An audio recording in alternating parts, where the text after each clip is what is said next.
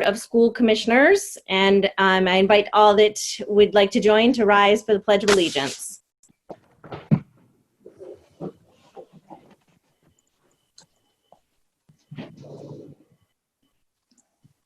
I pledge allegiance to the flag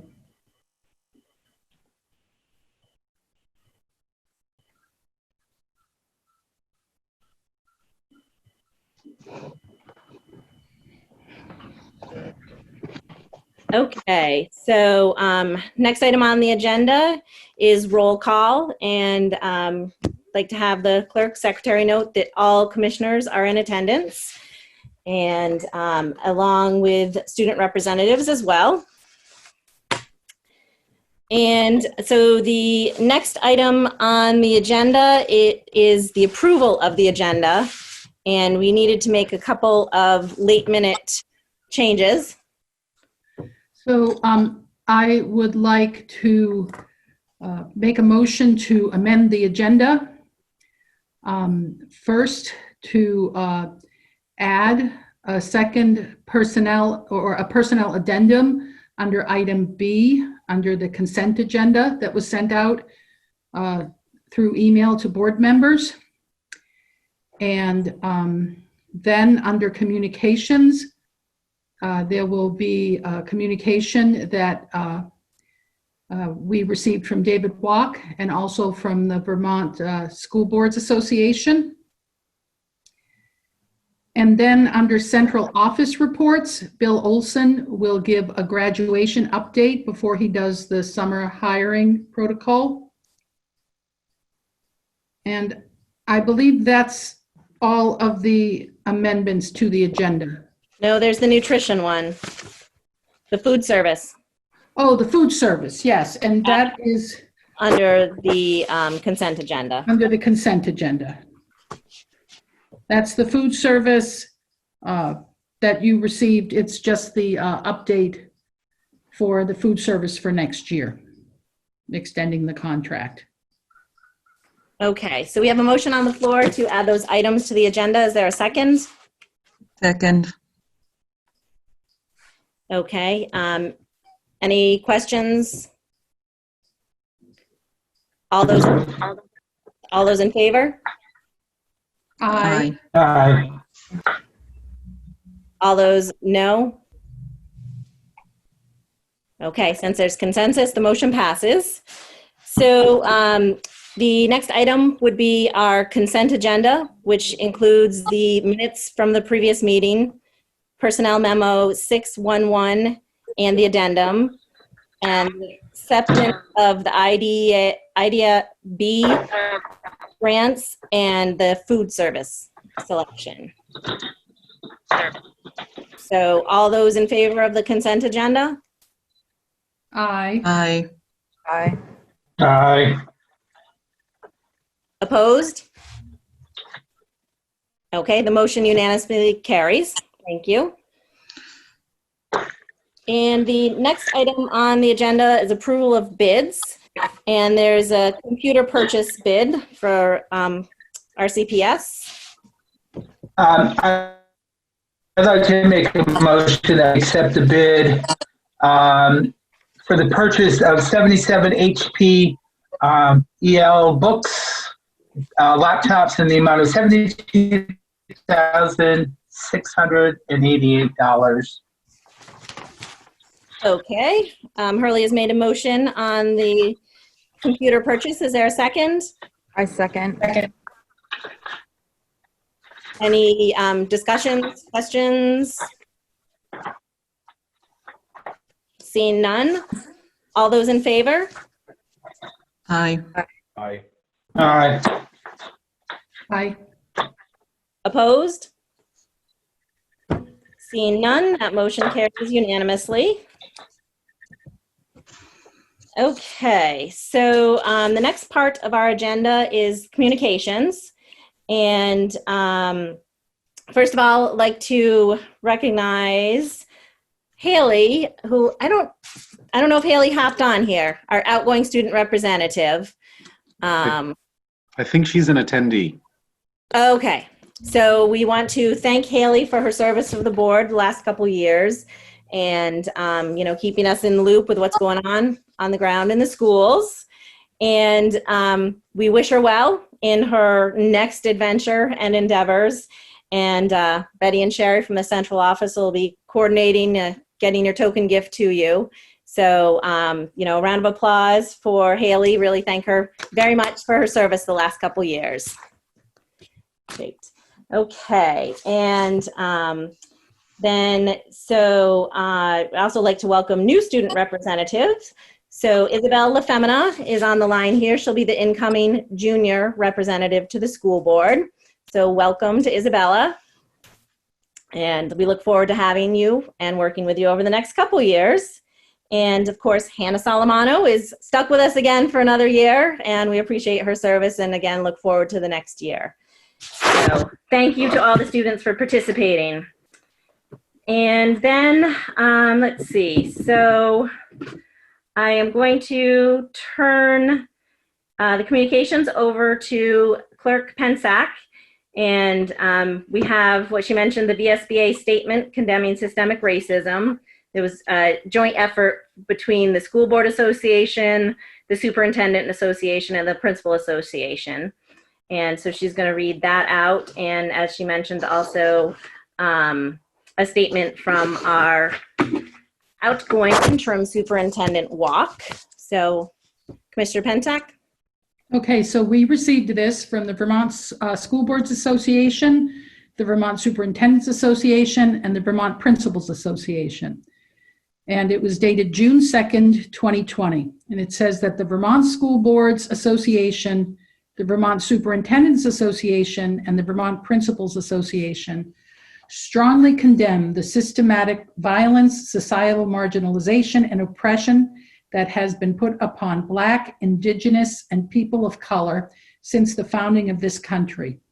Our associations condemn the recent killings of George Floyd, Ahmaud Arbery, and Breonna Taylor, and believe that these murders affirm the need for nationwide action to end systemic racial violence.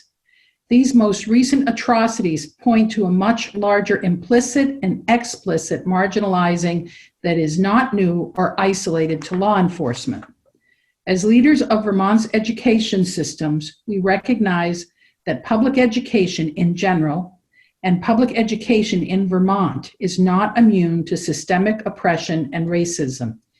In Vermont schools, there is evidence that students of color are disproportionately subjected to exclusionary discipline, receive less educational opportunity and experience curriculum that is not representative of their culture and does not do justice to the persecution of their forebears throughout the course of American history.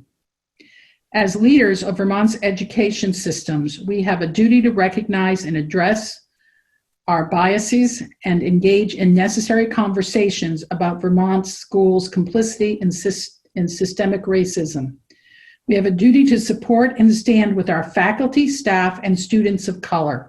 We have a duty to prepare our students to confront injustice, participate in civil discourse, and participate in the ongoing effort to truly realize liberty and justice for all. In January of 2018, our associations adopted a working definition of educational equity. Educational equity means that each student receives the resources and educational opportunities they need to learn and thrive. Equity means that a student's success is not predicted or predetermined by characteristics such as race, ethnicity, religion, family economics, class, geography, disability, language, gender, sexual orientation, gender identity, or initial proficiencies. Equity means that every school provides high-quality curriculum, programs, teachers, and administrators, extracurricular activities, and support services. Equity goes beyond formal equality where all students are treated the same. Achieving equity may require an unequal distribution of resources and services. Equity involves disrupting inequitable practices, acknowledging biases, employing practices that reflect the reality that all students will learn, and creating inclusive, multicultural school environments for adults and children. This definition, along with the equity ethos of each of our association's mission statements, calls us to build upon our recent efforts and to do more and to do better going forward. Over the past several years, our associations have taken steps to more fully realize the implicit and explicit biases within our organizations and schools and provide anti-racist professional learning opportunities for our members. We collectively recognize the need for our associations to do more to advance this work and to center the importance of anti-racism and equity in our processes, collaboration, and leadership. Our efforts must grow and continue. Therefore, we commit to the following concrete actions. All employees of our associations will participate in ongoing implicit bias, equity, and diversity training. We will promote and support implicit bias training for all faculty and staff in Vermont Public Schools, including athletic and co-curricular personnel and officials across the state. We will offer and promote professional learning for school leaders and school board members that include, but will not be limited to, equity literacy, curriculum audits, review protocols for examining bias in school policies and procedures, culturally responsive instruction, and school culture, student leadership and voice, and examining power and privilege in schools. Instances of violent deaths suffered at the hands of racism are always reprehensible. We are lifted by the hope that large numbers of previously unaware or unaffected members of our communities will recognize our shared responsibility in taking an active role in anti-bias, anti-racism action for a more equitable, just, and safe place for all of our students to grow and to thrive. So that is that statement from the Vermont School Board Association, the Superintendent's Association, and the Principals Association. And then we received a statement or a note from David Walk, our outgoing interim superintendent, to whom we're very grateful. And it says, although I won't be attending the meeting Tuesday night and my time here in Rutland, in the Rutland region is up, I would like you to read the following short statement. I want to reiterate my strong support of Rutland High School Principal and soon-to-be Superintendent Bill Olson's wise recommendations regarding our next steps for social justice initiatives in the Rutland City Schools. This includes listening to the voices of Rutland High School students and staff and continuing to fly the Black Lives Matter flag in some appropriate venue at the school, along with many other ways that have been contemplated to highlight and showcase systemic racism and the need for significant reforms. Thank you. Great, thank you, Joanne. So the last part of communications is the opportunity for public comment, and this is for items that are not on the agenda at this time. So later on in the agenda will be the graduation update, and then later after that will be the new neighbors report, including the plans for the Black Lives Matter flag. So anyone wanting to speak on those would be later in the meeting. So there is a question and answer section if any of the attendees have any comment or questions at this point in the meeting. And I guess with the delay kind of with technology and stuff, if things come up, we will do our best to answer them as the meeting goes on. So in light of not seeing anything in the question and answer currently, we will move on with the agenda, and but we will be monitoring those. So the next part of the agenda is school and program updates, and we'll start off with the student representative report. And so Hannah and Isabel, I would turn it over to you. I wanted to say congratulations to Isabella LaFemina on becoming the new junior school board representative, and the best of luck to Haley next year. At Rutland High School, students are finishing up courses and exams. The senior awards night is June 10th, and the graduation video release is June 11th. The graduation walk to pick up diplomas is June 18th and 19th. That's all I have. Thank you, Hannah. And I don't expect you to have anything, Isabel, since you're just being welcomed. So, but if you do, shout it out. So the next part on the agenda is a learning opportunities update, and I will turn that over to Pam Reed. Hey, everybody. Thanks so much. So you might remember way back in January, I shared with you the direction that the district was taking towards expanding the learning opportunities for Rutland City Public School students. Specifically, I had shared with you the needs to better meet the students who struggle with behavioral regulation and social emotional development. So my purpose tonight is to give you an update on where we are with our development of programs and services to better meet the needs of the students.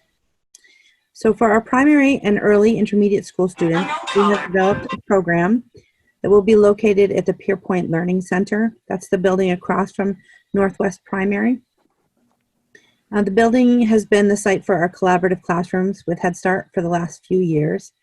The size of the building is ideal for a program for children who have struggled to find success in the traditional school building, even though they've had therapeutic support and interventions. As far as our progress, we've had meetings with specific students' families to talk about the program. We've hired a general education teacher and a counselor for the program, and identified a modest number of paraeducators that have been assigned to the program in accordance with individual student needs. We've identified a therapeutic case manager from Rutland Mental Health that will support our children and their families. A portion of Jess Henderson's responsibilities next year will be to provide administrative oversight for the program. She's hit the ground running with securing staff and working with Michael Dervionic for some building modifications. Further planning of the daily structure and schedule will occur over the summer months. So with that move to Pierpoint, you might be wondering, gee, what about our collaboration with Head Start and where are they headed? So both of our primary buildings will include a Head Start collaborative classroom in the fall. This is a successful model that was in place prior to them moving into the Pierpoint primary building. We're currently working closely with Head Start staff to move materials and address licensing and logistical details of the move. Another expansion that we had talked about back in January was that of our Allen Street campus, who at the time was serving students in grades 7 through 12. Throughout the school year, Scott and his team have modified space and staffing patterns and curriculum to include students in grades 5 and 6. During the winter months, we began transitioning younger students to Allen Street campus. I think that it's important to note that the use of grant funds and by shifting staff and resources, the expansions that you've heard about, as well as the one that Patty's going to talk about in a little bit, are budget neutral, meaning that they're not requiring new local funds to support. So before we move forward and talk about the Rutland Middle School within a school, do you have any questions about the therapeutic programs? I do. Go ahead. So if you can give us a bit of numbers of how many students are we looking at for each kind of group, and would that also change the models that are being implemented right now in the elementary level K to 6 in terms of the therapeutic classrooms that have been already existing within the schools, or any of the models of the multi-tier system of support? Thank you. You're welcome.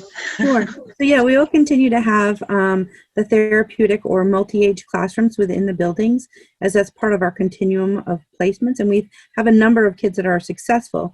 And that, having the program right in the school, allows for flexibility throughout the day, so kids can spend time in a therapeutic program and in the classroom depending on their individual needs.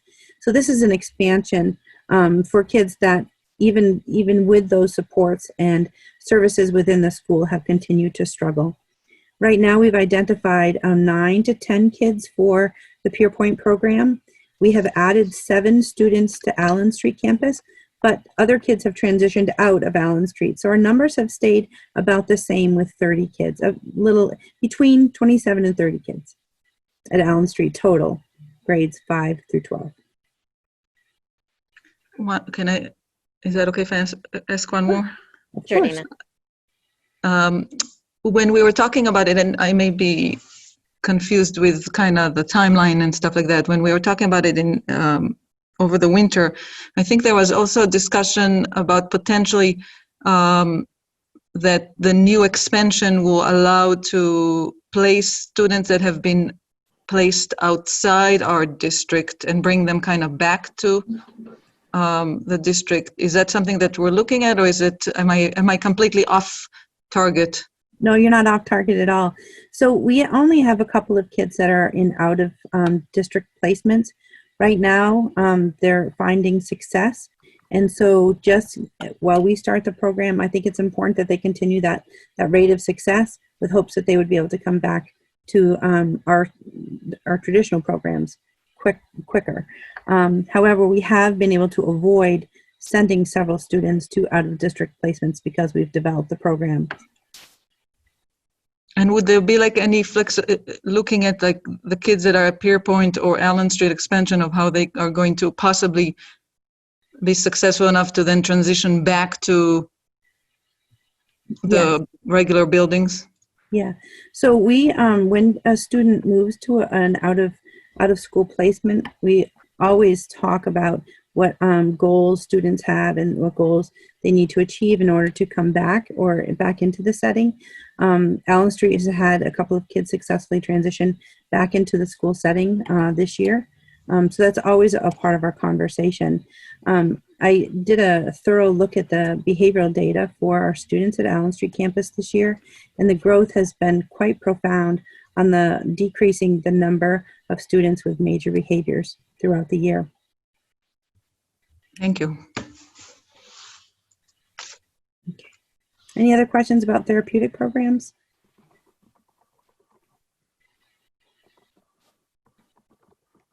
I don't see or hear any. No? So, Taking up the next topic too, Pam? yeah, it's, All right. I'm going to kick off. Patty, this winter, Patty Beaumont had shared with you a plan to develop a school within a school for Rutland Middle School students. I'm going to pass the torch to Patty and to her team so that she can give you an update on their progress. So thank you so much, Pam.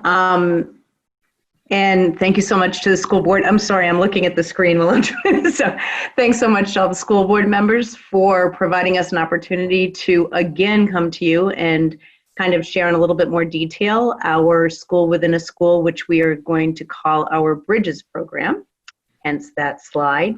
I also want to thank Pam for all the support, knowing the importance of having innovative learning opportunities for all of our students, particularly in my case for the middle school. So, and Erica Wallstrom and I are the two individuals who kind of have developed this.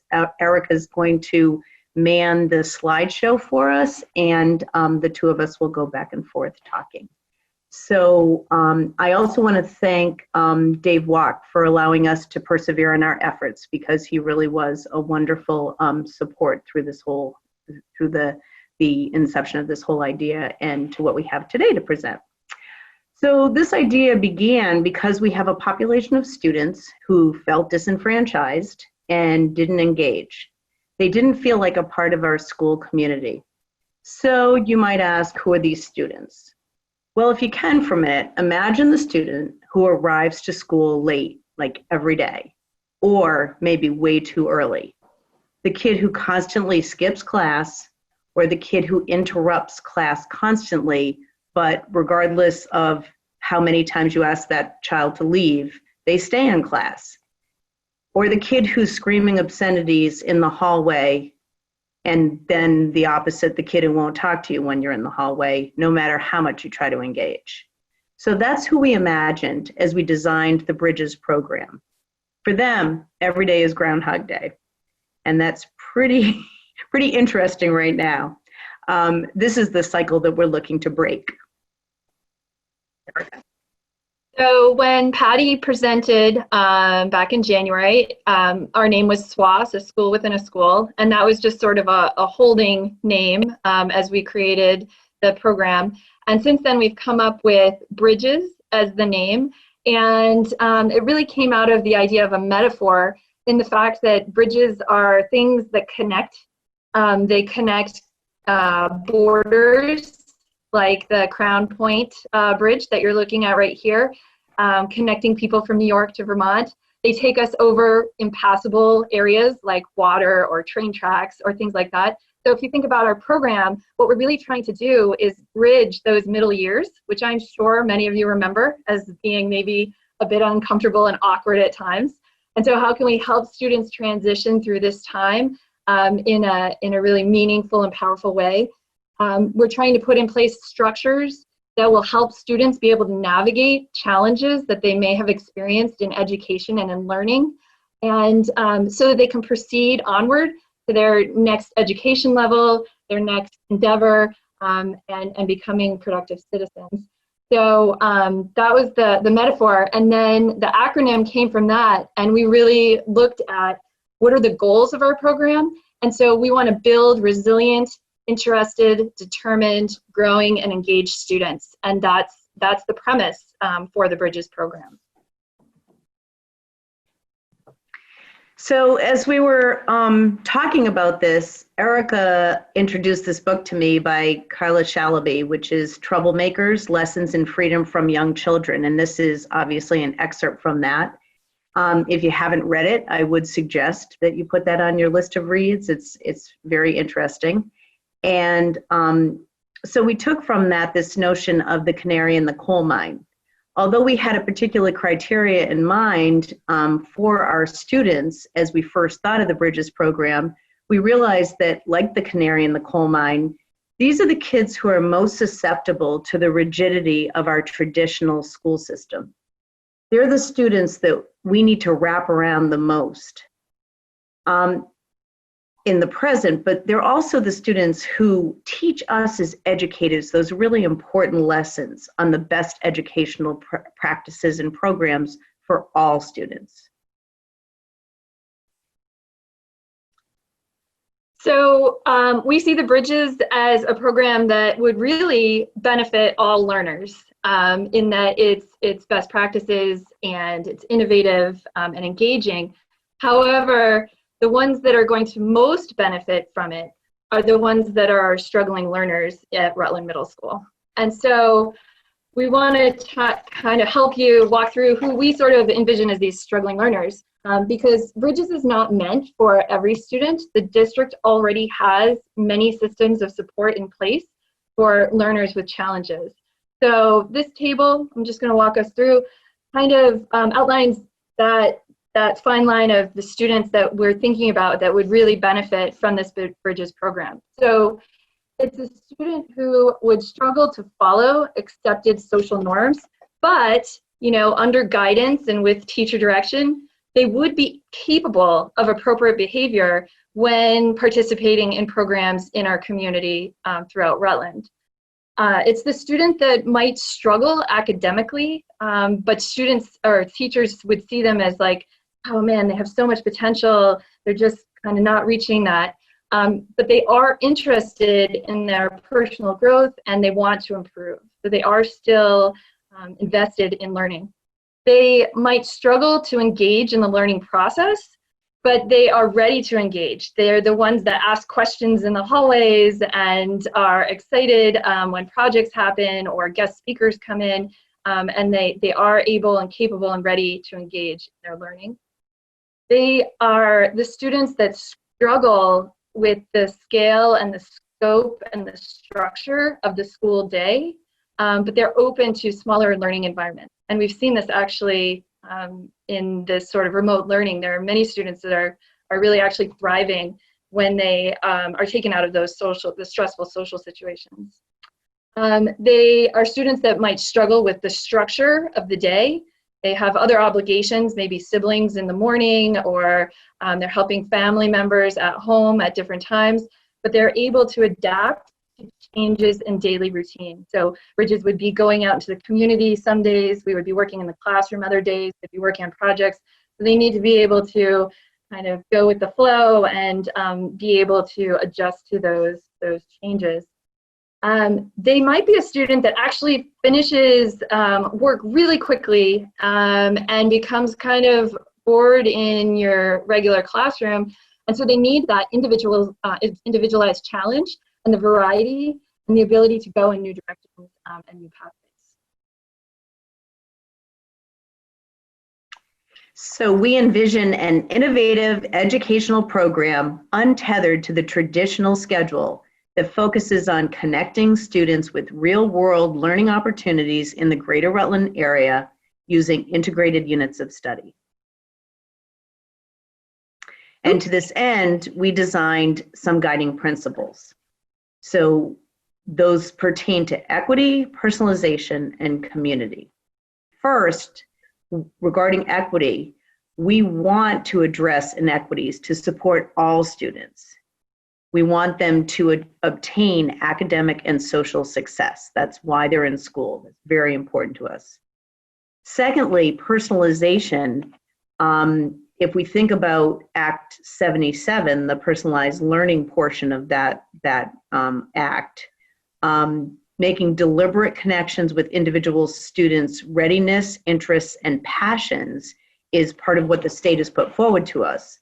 And I think that those PLPs, personalized learning plans, that our students have started to develop over the last few years can be the guiding document for all Bridges students to be able to house the work that they do. And then lastly, community.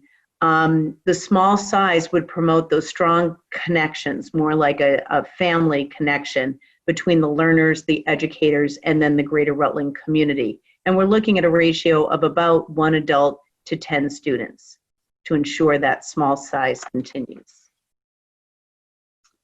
So when we were putting this together, we really decided we just want to acknowledge the elephant in the room, or at least our perceived elephant in the room. And that would be the fact that education, especially right now, is in flux. And there are so many things that are uncertain and that change on a daily basis, if not an hourly basis. And so it's hard to really say exactly the logistics, the specifics, and that rollout. But we also see this moment as really this tipping point, this place where our educators and our students have been pushed into new learning and thinking about things in alternative ways, having hybrid experiences, both remotely and in person. And so we see this as a great opportunity to think about how we structure the faculty and the students and our space at Rutland Middle School to really build a program that's innovative and inclusive and provides opportunities for all of our learners.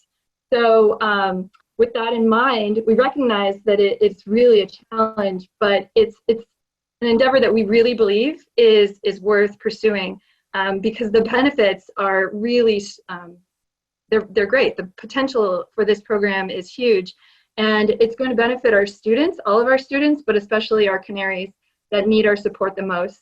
And so it's too important not to pursue. So with that, we would welcome any questions. Any questions?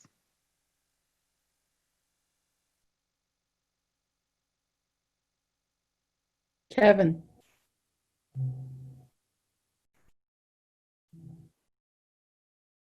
I'm sorry.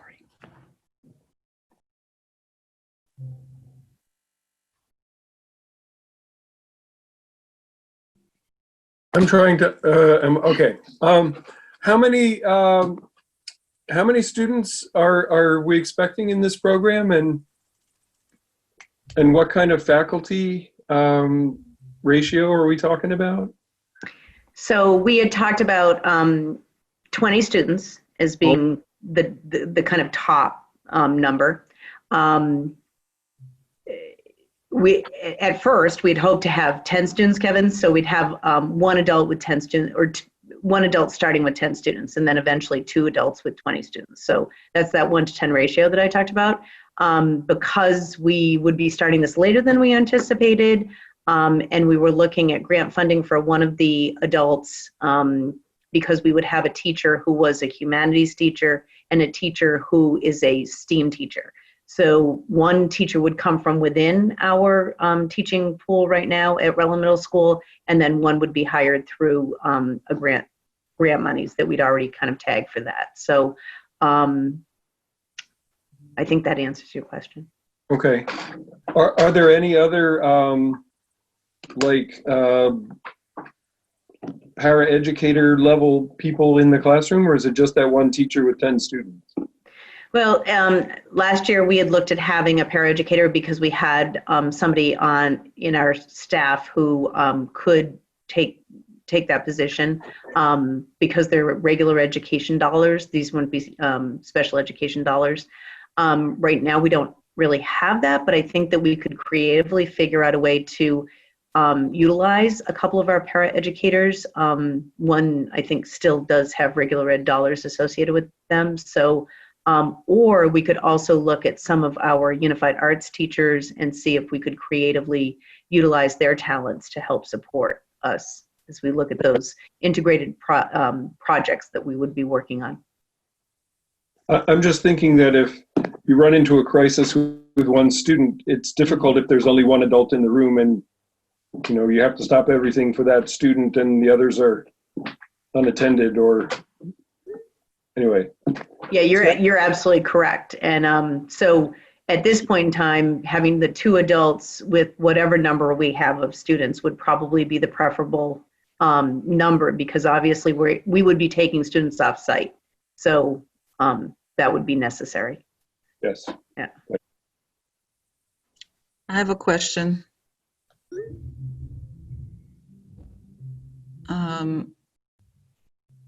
First of all, there was a little moment where we had a problem with unmuting ourselves. I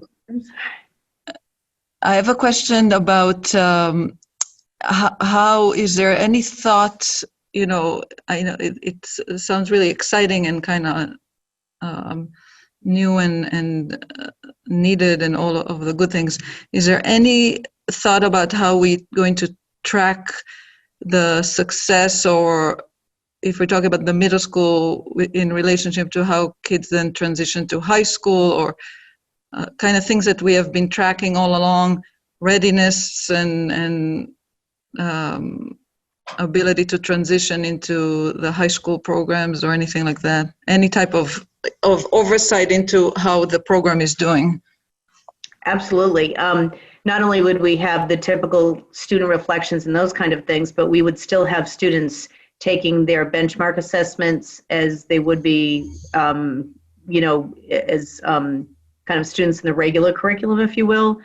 We also would still have assessments. The teachers would have assessments for those students in the STEM, STEAM, or humanities areas. Mm-hmm. It's just those assessments would be project-based assessments. But those are all developed through the standards that we teach all students at Rutland Middle School. I think another piece of data too that we would look at and could look at would be attendance and behavior sort of referral type data as well. Thank you. So I had a question. Is it designed to be fluid through, might be in one regular classroom setting for one subject and overarching support? Just if you might be able to clarify that. That could potentially happen, yes, for sure. We're really looking, though, if you think about the model of project-based learning, you want to focus on one unit of study that you're doing at a time. So it wouldn't be really like taking a class separate from that. It would be, how do we work with classroom teachers to help support the learning that's going on in the Bridges program? So their planning could still, teacher planning could still happen with the teams, the teacher teams that will be occurring next year. Does that make sense? I think so. But there could be also like skill development that needs to continue with students. So they could be doing some intervention programs and those kind of things that would help to support either their reading strength or their writing or their mathematics, that type of thing, to ensure that they're, for a number of those students that I can think of right now that would be really successful in this type of a program, they would benefit from those intervention programs. Thank you. We've also, I don't know if this was what you were asking exactly, but we've also talked about students being able to enter into Bridges and then also, you know, exit, or like once you commit, you don't have to commit as a 7th grader and say that you're going to stay all the way to the end. You might decide, okay, I want to go back to the traditional classroom my 8th grade year, or maybe an 8th grader decides, okay, now I'm ready, I'd like to try Bridges out. So there would be some fluidity that way as well. But the full curriculum would be administered through Bridges or transitioned out. But the curriculum also would match the way that standards are being taught would match what the 7th and 8th grader is doing, so that they wouldn't have gaps there. Right. Right, but it'd be administered by the Bridges program. That's correct. Okay, Yeah. perfect. Thank you. You're welcome. Any other questions? Charlene? Sorry if you already mentioned this, but is this Bridges program for 7th through 12th? Right now it's a 7th and 8th that we're looking at. We talked quite a bit about having a 7, 8, 9 program. You know, that I think that I would really like to see that happen. So I'd love to see us be able to push that up as time goes on. It's just been a little, it's taken a little bit more time to develop the 7th and 8th grade program, which obviously is easier in one building, you know, as opposed to having 2 buildings that you have to cross over. But I do see that happening at some point in time. And if you remember, Charlene, from our first conversation, it was going to be outside of the Rutland Middle School building. And at this point in time, because of a lot of just challenges in our society, basically, we'd like to start it in the building because we have control over that, and we don't really have control over the other sites right now, nor the financial, the ability to financially commit to that kind of thing. Thank you. You're welcome. Can I have one more question? Sure. Dina? And I'm not sure if you touched on it as I was trying to figure out technology is very distracting. Yeah, it is. To some brains. So how is the program going to determine who will participate? Is it based on the teacher's feedback or assessments, or based on the kind of like thinking of Grove Street campus that is more kind of like a voluntary type of thing where the student have to want to participate? And then as just a comment, and it has no reflection to specific to this program or to our schools, but in general, I get a little concerned when there's the grouping type of programs that are happening, just because we are now looking at our biases and kind of understanding our non-intentional stuff, but still when we create systems, we have to, I think, be very good about being on top of those, because as the systems evolve and we move further along away from where we're at right now, and personnel changes or whatever, the intention of something may not be the actual representation of it on the ground. And that sometimes worries me when there's that separation type of programs that we're looking at right now. So more of a comment, has nothing to do with kind of what you guys are presenting right now, but something that I would add to and so kind of keep track of in some way if it's possible. Well, I know it's not a question, but if I might just comment, Dina, I think that's exactly one of the reasons why we wanted a program like this, because it would be all-inclusive of those students who wanted it. So yes, you're right. It is a choice program. Middle school students, it's incredibly important that they are not pigeonholed into a program that they don't want to be in because they won't be successful at it. And that's the idea, is that they have in fact been pigeonholed into something because we have what to offer, 7th grade, correct, or 8th grade.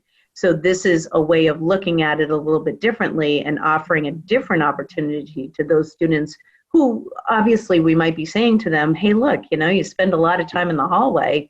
Could we talk to you about this program? Maybe it's something that will spark your interest and you would like to be part of this. So that's exactly what we're looking to create here.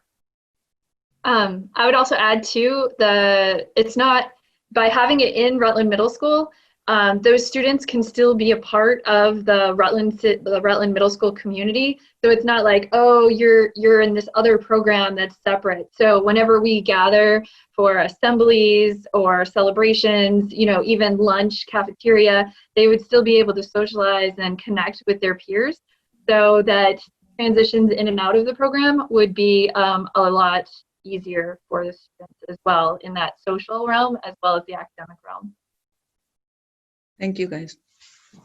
Any other questions? I don't see any board members with their hands. Allison, Yeah. Allison, I have one, my video, sorry guys, the sun. Anyway. Tough problem. Yeah. Isn't it, Patty? A couple things on it. What I do like to see with the middle school especially is to have an alternative program that allows those kids to really kind of express themselves that may find them on a lost track. I do find that a program like this would be beneficial. But I would like to see, and I know that you had talked about it, and it's really more of a comment about bringing that 7th and 8th into the 9th grade, where you have that transition. Maybe they can carry on to Stafford, and kind of see that path forward, and having them stay within the building, being as alternative students in the way that they learn, to give them those options going forward. So I really appreciate the work that you guys have done. I think it's a good alternative, especially for our middle schoolers who may be struggling and, may come in from the outside already being lost in the hallways and need something to kind of find their way. And this might be an opportunity for them to find their home within the middle school. Agree. So thank you. You're welcome. All right. Anyone else? Not seeing anything. So thank you, Patty and Erica, for the presentation. Thank you, Allison. We appreciate it. Thanks. So we'll move on to central office reports. So I will turn it over to Bill Olson. He'll give us a graduation update. And I don't know how to refer to you, Bill. Is there a superintendent principal combination word, since you're wearing both hats now? So anyways, I'll turn it over to you, Bill. Just plain Bill. Before Patty leaves, Allison, can I make one small announcement, one medium-sized announcement, and then I'll get to those points. Floor's yours. The small announcement that is significant is Patty informed me a week or two ago, I think, Patty, that one of our teachers in the middle school, Katie Gino, who's been at the middle school, I think for maybe I'd say 12, 13, 14 years. Yeah, somewhere. She was recognized recently by the Vermont Association of Middle Level Educators with the award of the Master of Middle Level Educator Award for 2020. So I wanted to congratulate Katie. She's a great teacher. I wish she was actually here and we were all in the board meeting. We could really give her a round of applause. That's a really nice award. So congrats to Katie. I also wanted to yeah, she's fantastic. I wanted to let the board know that when Erica talked about the elephant in the room is what's happening next year and how we're going to work through that. And so just to let you know that, or keep you updated, we have a group of about, I think, 22 people or so, district administrators, building principals, a nurse, Michael Daravianic, and I'm missing another person or so. Oh, Mike Norman, all teachers. Talking about how we're trying, and teachers, right? How we're trying to pull this all together for next year. Other states are trying to forge plans, and I don't know if we have clarity from Vermont about how the expectation for things will look next year. So we've been researching other states' plans, or what, at least what their principles are for going into learning next year. We're considering 3 different scenarios.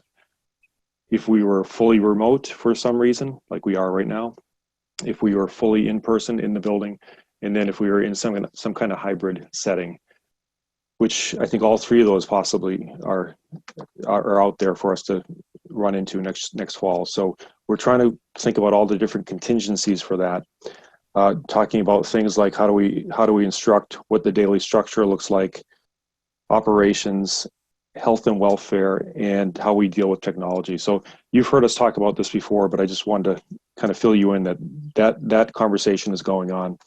We don't have the answers yet, but we're getting together a good kind of a group think about how things should work. Allison, do you want me to go to summer hiring protocol now? Does that make sense, or? We can do that after. Okay. Oh, yeah. Okay. Yeah.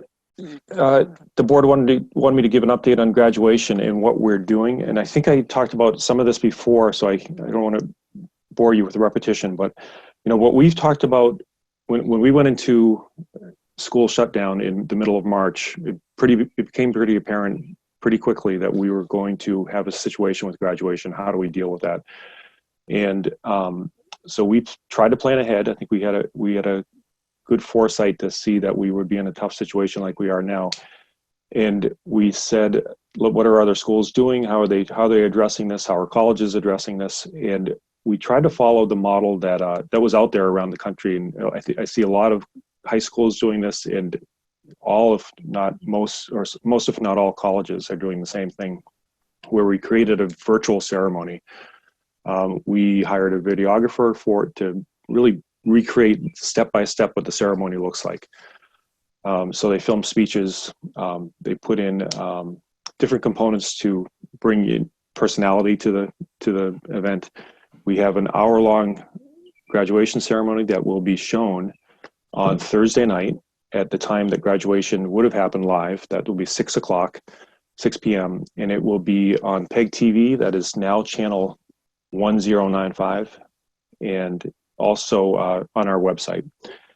So that was our approach to this. We also tried to, I think I might have mentioned last month, we tried to raise the spirits of the kids. We purchased their caps and gowns, which is not our usual practice. We got lawn signs, and I want to thank Mark Foley especially for giving us access to two of his buildings downtown. We just last week installed 2 big banners downtown congratulating the graduates of Rutland High School and MSJ. So that was kind of the process that we went through. Our real concern when we decided anything was we want to make sure that health and safety of everybody involved was considered. We were really worried about community spread and what any kind of event would set us up for. We did not want anybody to get sick. So we were considering not just our kids, but our staff, family members. And the other thing we were considering with any event that we had was we didn't want to have anything that we ran that would exclude any student.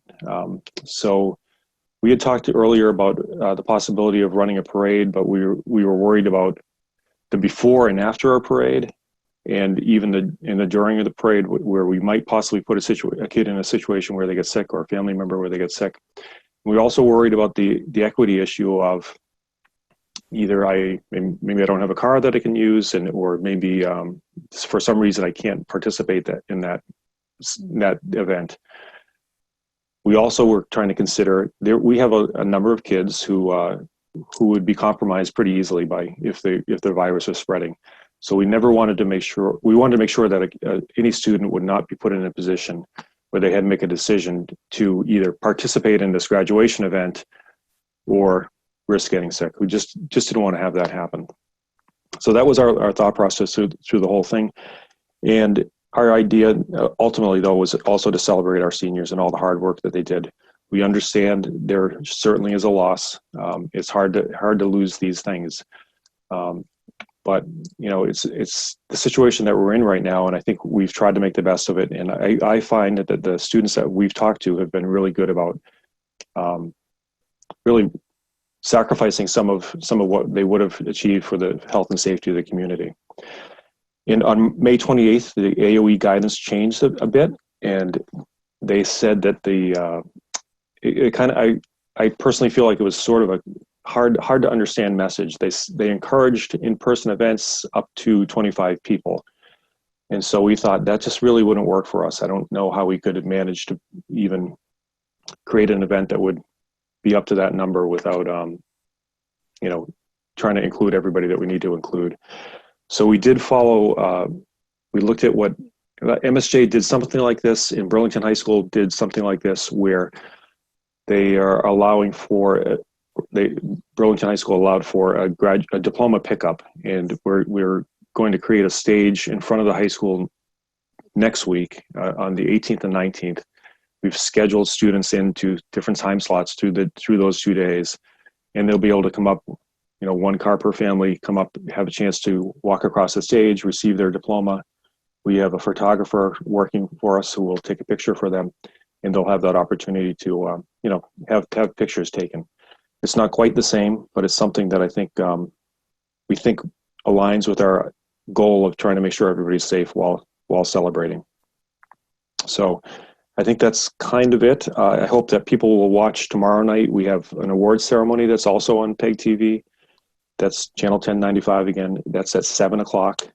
We've taped that already, and that's ready to go. And then again, Thursday is the graduation ceremony, which will be at 6 o'clock on PEG TV. And I want to congratulate again Maya Sobel and Matt Creed, who are our 2 student honor speakers. We have a competitive process for that, and they were the ones who the group chose to speak for us. And I also want to thank our commencement speaker, which is Stephanie Schaefer, who has given a fantastic speech. I hope you watch that, and it's very moving. So that's my report. Thank you, Bill. So first off, I'm going to open up the floor to board members with questions. I know we have some information on the question and answer from community members, and the clerk will read those out and we'll respond to those after, but first we will start with the board. So I believe it's hot. Brittany's hand up. Yeah, Bill, just one question. If we can have a drive-in and get the diplomas, why can't we have a parade? Brittany, we talked to the police about that, and they were worried about the before the parade, where people are all together, the after the parade, where people are all together, and even the during, where people might be on the streets. And we felt that was not good of us to create a situation where we would be presenting 3 different scenarios or 3 different settings where we possibly are putting people at risk. So that was our logic. Okay, I just I see a little bit of a struggle there, because if we're handing out diplomas, kids are going to be having parents out, and people are going to be wanting to be involved in that. Where I could see that people want to take pictures and whatnot. If you had a parade for kids, you may only have 1 car.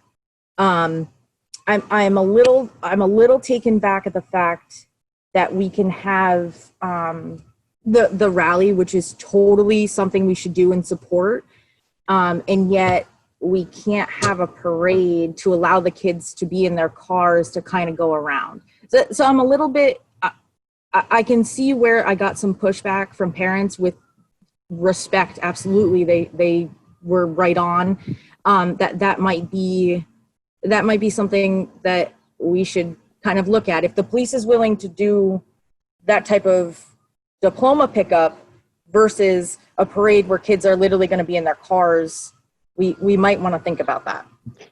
Could I describe the diploma pickup just to be clearer and show the difference? And you mentioned the protest. The protest wasn't our event, and that we had really nothing to do with that. So I can't speak to how that was set up. Did they go to grounds though?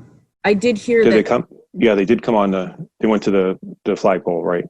They did. And did we know that? Did we have a waiver for that? For liability purposes? For what purposes, sorry? For liability purposes. Oh, liability. I don't know. We weren't contacted about that, so I don't. That had nothing Okay. to do with us, and I don't know Yeah, how they set problem. that I up. was just Yeah, wondering. yeah. So, and just so you can maybe see the difference, and really, Greg and Rebecca Badgley have scheduled out every hour. I think we have every 3 minutes people coming through to do this diploma pickup. So they've spaced it out over 2 straight days. I think we're going to be very strict about one car. You can't get out of the car if you're a family member. Only the student can get out of the car. If you get on the internet and check out how they did it at Burlington High School, it's really just one person walking up. There's no touching. There's masks. They pick up the diploma.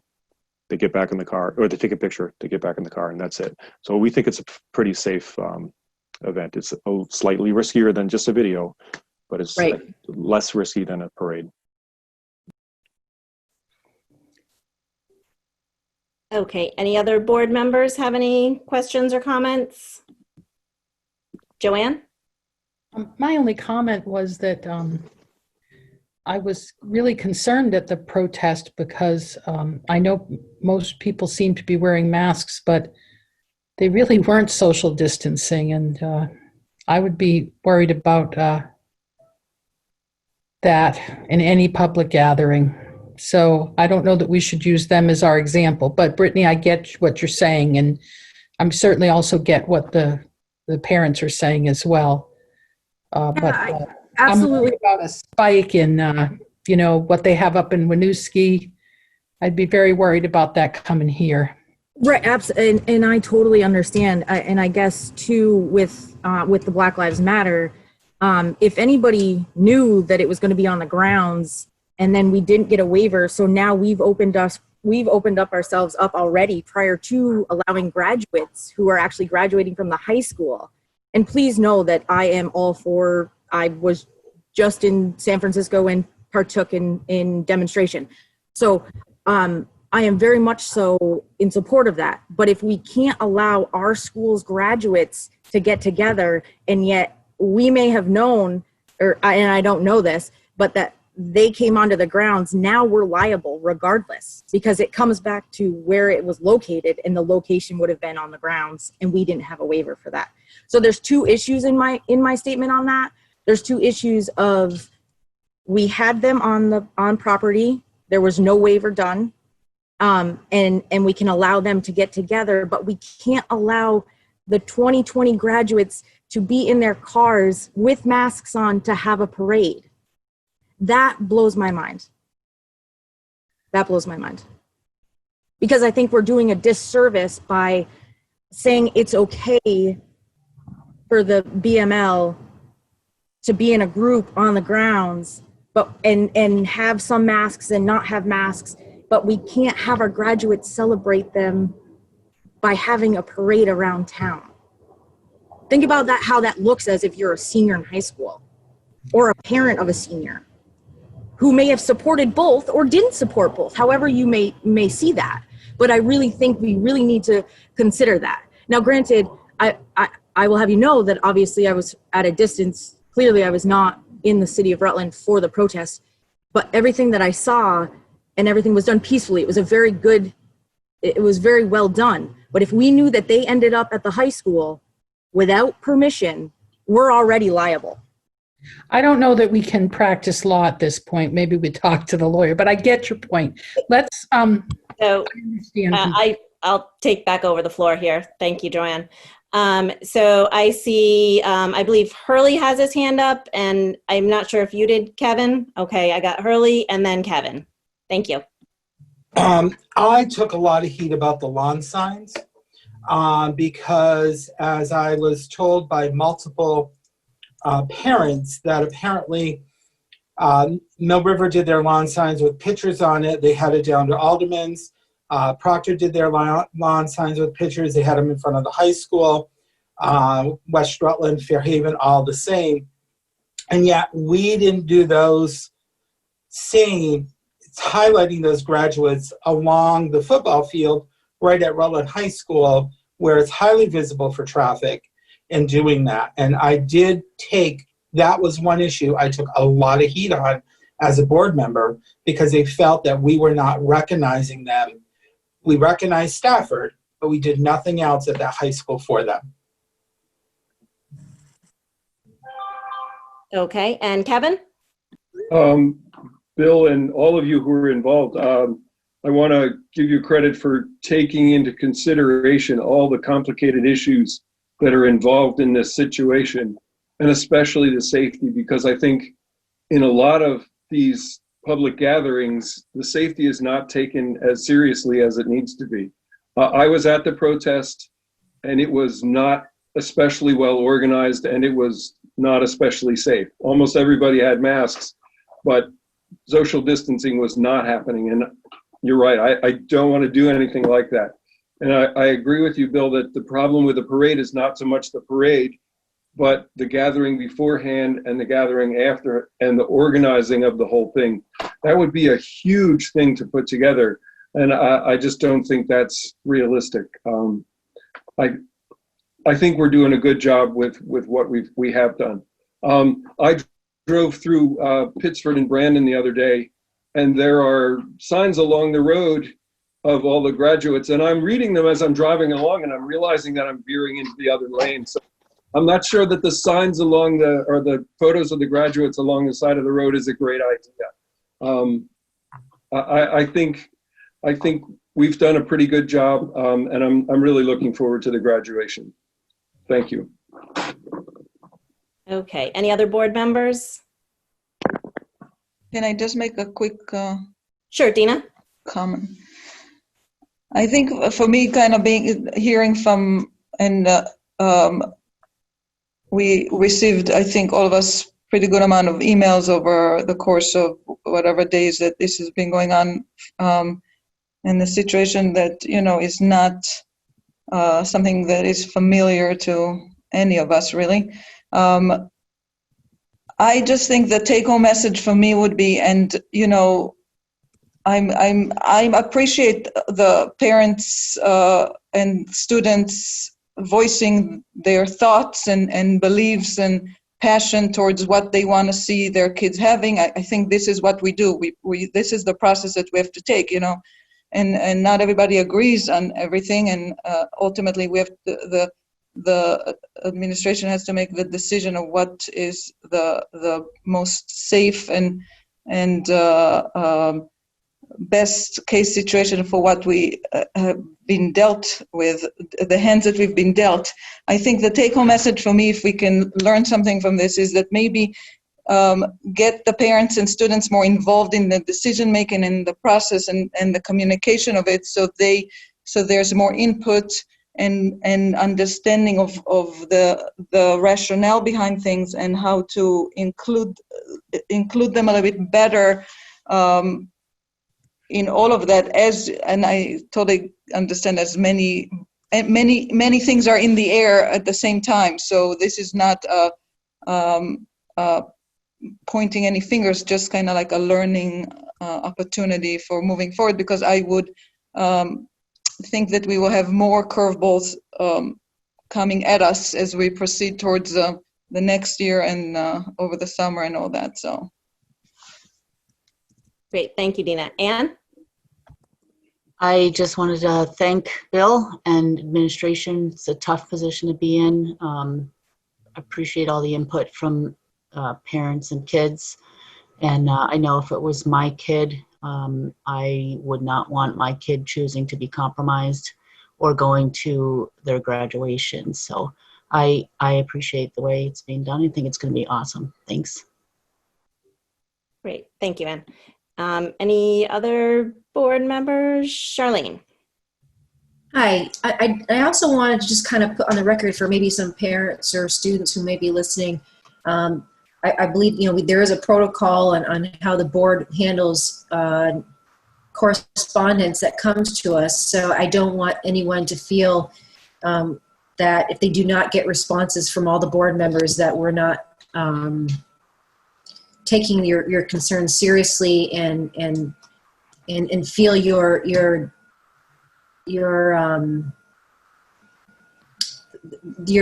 thoughts. And so I feel like I just wanted to get that out there that we are receiving them, but there are protocols that we would go by, and not all of us are going to respond back to each person, because they didn't hear from us. They might feel like we're slighting them in some way, which is not the case. Photobombing cat there. Thank you, Charlene. That is a good point. The board communications, the board doesn't actually even have oversight over graduation. That is something that the administration of the building has always overseen. Certainly these are extraordinary times, and a lot has been on their plate, and they have been working hard to make it the best experience for all the students, more equitable. I know it's hard seeing it compared with other places. Other schools have larger budgets, smaller classes, different opportunities. And, I think the bottom line is, to honor our seniors and to make sure that everyone has the same experience and is able to participate in the activities without, that might not have the finances or the transportation or particular things that other students may have leverage to. So I just wanted to, put that out there as well. And thank you, Charlene, for bringing that to our attention. And I see Bill has his hand up, so. I want to say something. I just got a message from a parent that said that they cannot see the video, like the streaming is kind of turned black on them and they cannot hear or see us. So I apologize. YouTube just blocked our video, and I don't know why. They said there was a violation somehow, so I'm streaming it live on Facebook. I'm moving it to Facebook, and you'll be able to watch it there, and I do apologize. So they kind of missed, I think, the whole, what they've been, the item that they've been most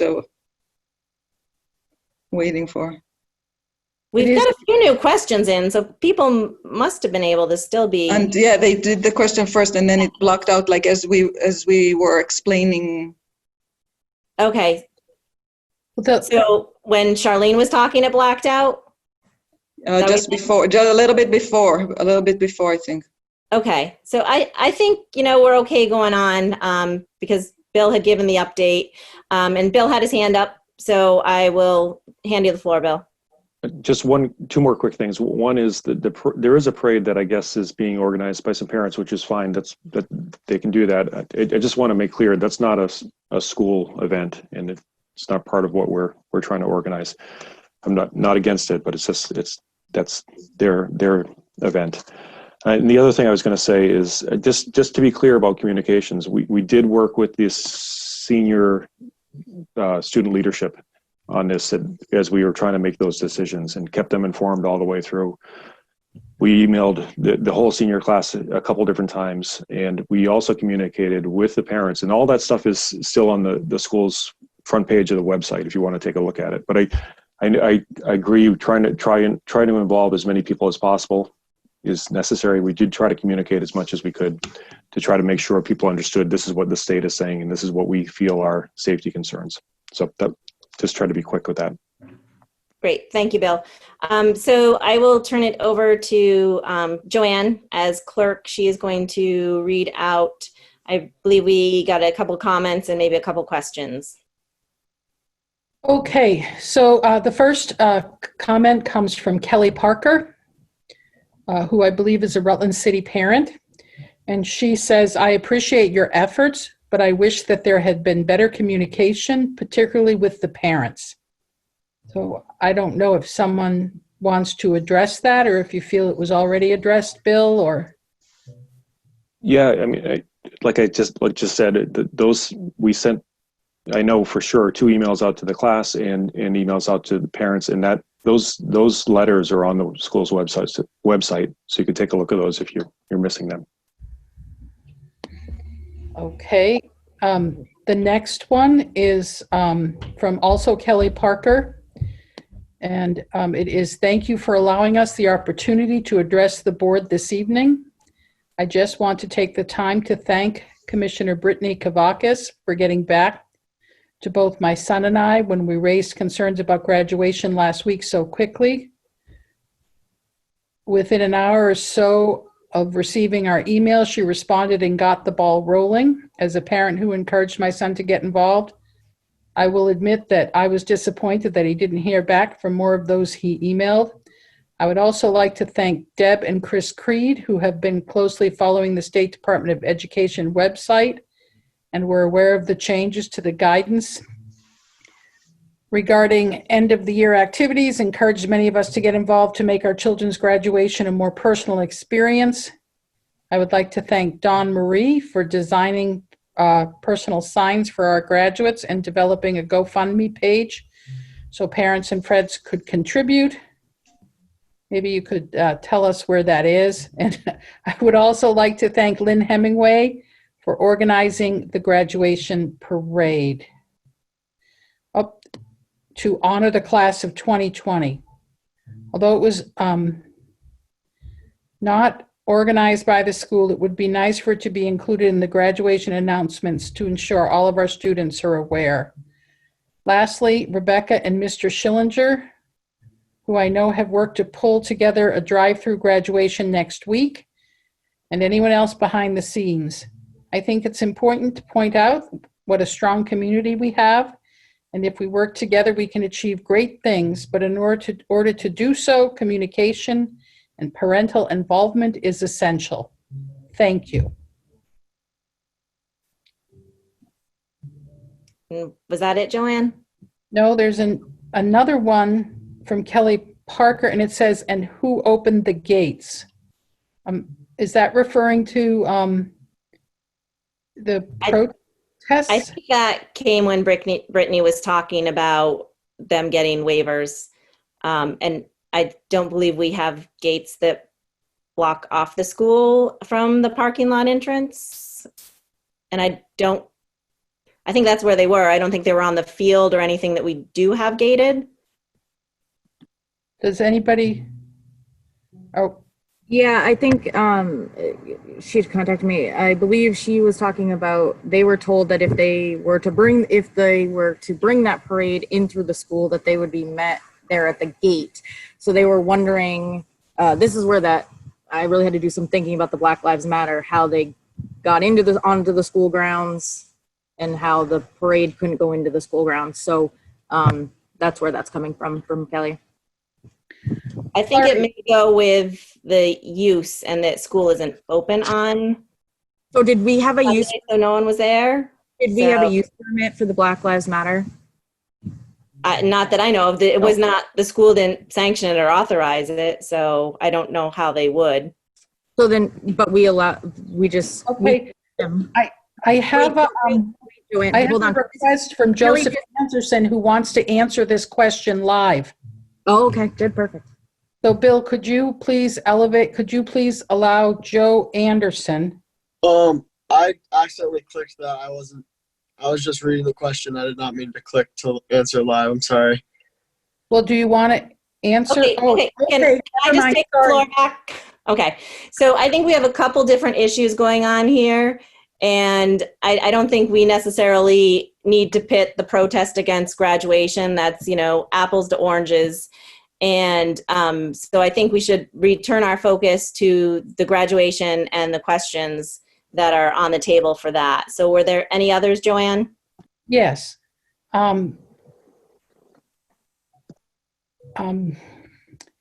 There is one from Tammy Pitts, and it said the agenda was out for several days that they were going to the school, so you should have known. Oh, but this is a second issue. I also want to thank the Rutland High School parents for pushing for this drive-up graduation, because I don't think it would have happened otherwise. Parents have organized our own parade, and thanks to one parent, we have a GoFundMe page. Thank God for parents. And I think that is everybody. Okay. So Hurley? All right. I think the confusion is that I got hit with here the other day that the parents are doing a parade and they were told they would be met by police and not allowed on property. And I think that's where the clarification needs to come in. And that's two parents actually called me and said that. Is that true? We can't go on school grounds. If we start the parade, I want to say they're talking at Diamond Run Mall. I don't know. And I told them to go ahead. They need to call the administration. I think that's where the clarification needs to come in about going on school grounds, because someone around the way, rumor or whatever, started saying that there was going to be police blocking them from going on school grounds versus be able to go on school grounds. And I guess maybe if Bill can address that, that would clear up a lot of it for the parade. Thank you, Hurley. Yeah. Bill or Greg? Sure. We were not notified about a parade. I only heard about it through Facebook. And I don't have Facebook. I just, people just sent me screenshots. We have scheduled on that day, in a number of different days this week, drop off for underclassmen to bring books and musical instruments, all that stuff back. So we heard just through Facebook and someone sending a screenshot that this parade was going to happen. It was going to start at the mall and it was going to end up at the high school. If there was nobody there, it wouldn't have been really my interest or my business. But since we have people coming in a really orderly way to try to drop off books and instruments in a safe way, we really have a system for this. I won't get into all the details of that. We did have our school resource officer there to make sure, we were going to have him there to make sure that everybody follows what they're supposed to be doing, that we just don't want people milling around. So when we heard that possibly the parade is going to end at the high school, Greg spoke with a number of parents who had come to talk about decorations and said, we really can't have that happen, that you can't come you can't have the parade end at the high school. So that's basically it. And I don't know what it turned into, but that's the story. And I don't know if Greg, if you have anything else to add, but that's basically what happened. Allison, is that okay if I? Yes, absolutely, Greg. Thank you. Yeah. So I some very thoughtful parents, some of whom I think are attending tonight, offered to help with the drive-in graduation. So Rebecca Badgley and I met with them out front. They've been great. They've been really helpful, and I'm appreciative of all of their efforts. During the course of that conversation, I did say to them, "Look, I'm hearing on Facebook without a phone call or anything else that folks are organizing a parade, and what's being announced is that parade is culminating in a gathering at the high school." We've really tried to be really consistent through all of this, that gatherings are a bad idea in terms of the recommendations for the health and safety of both our students as well as their families. So during the course of that conversation with those parents, I said, folks, we're really trying to discourage gatherings, and we're really trying to discourage gatherings. In addition, as Bill mentioned, that's right when we're doing pick up and drop off. At that point, I think, already we're sort of brainstorming, well, what about Gleason Road, et cetera, et cetera. The reality of the campus at Rutland High School is, if anybody were to drive by campus, chances are good that right now you would see somebody walking around the track. We don't have gates on our campus, so people are onto and off of our campus throughout the weekend and during outside of school hours. In this case, I think the concern that we're really trying to encourage everybody is to avoid gatherings. That's been our consistent message throughout. So the drive-through graduation walk allows for the opportunity for the student to kind of have their moment in the sun, for parents and families to have a front row seat, to take pictures, and et cetera, et cetera. But it's spread out over the course of 2 days, over 2 different sessions. So students will have appointments. And again, the message has been consistent there that we're really trying to avoid creating situations that are going to result in large gatherings.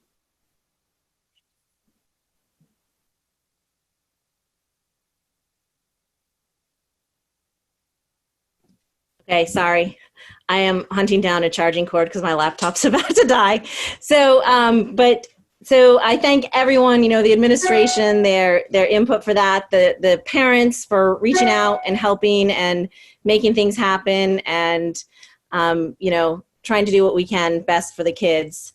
So again, like to thank everyone for their time, their thoughtfulness, and their input in it.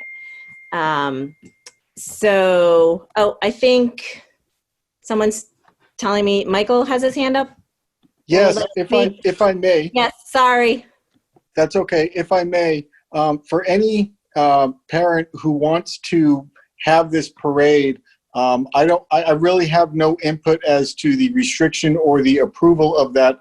But I would like whoever may or may not be planning it to take into account that with the limited access in and out of that campus, and the fact that the school district is still providing food to students throughout the course of this summer, my buses will need unfettered access between the times of 9:30 and 10:30, and then again between the hours of 12:30 and 1:30.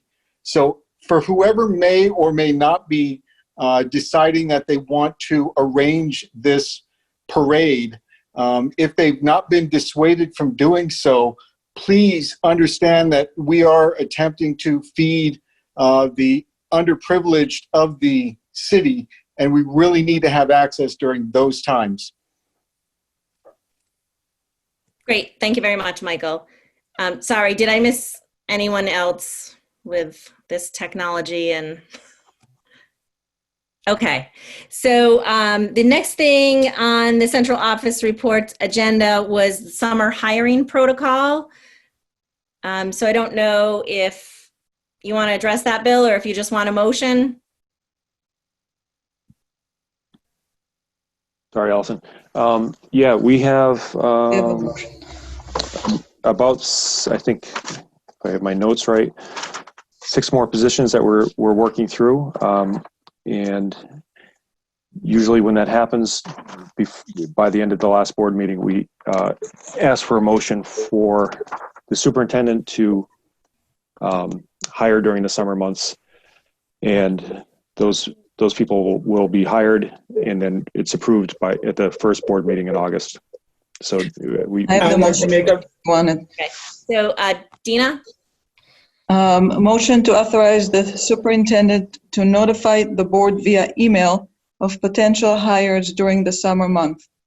If there is no significant objection to the recommended candidate, the position will be hired and filled. The board will ratify such actions at the next regular scheduled board meeting. Second. Thank you, Hurley. Any questions, discussion? Okay, seeing none, I would like to put the motion to vote. So all those in favor of the summer hiring protocol? Aye. Aye. Aye. Any opposed? Seeing none, the unanimous motion, so that passes. And Bill, I don't know if you had anything else under central office reports? No, that was it. Okay, great. Thank you so much. So next up are our committee reports, and the first one I'll turn over to Erin for the building committee. Thanks, Allison. So we had a good building committee. The minutes are posted and out there. We had some technology issues with communication, but things are well underway. And, Michael and the team have really, worked hard to make sure we're going to be in the best standing for any COVID restrictions now and in the future. So that's really fantastic. And yeah, it was all smooth and we're progressing ahead. Great, thank you, Erin. And the other committee that met since our last meeting is the policy committee. So I will turn that over to Matt. Oh, thank you. First up, we just have a couple of first readings for some updated policies, and board members received a memo on that. And I don't know, is a motion necessary to accept the first reading? You make a motion for the first reading, yes. Okay, and I entertain a motion to have a first reading for policy number 6340, which is theft of services or property, and policy number 7697, which is child nutrition and wellness. And is there, oh, sorry. There was a second. Charlene, thank you. Did you have a question or just second?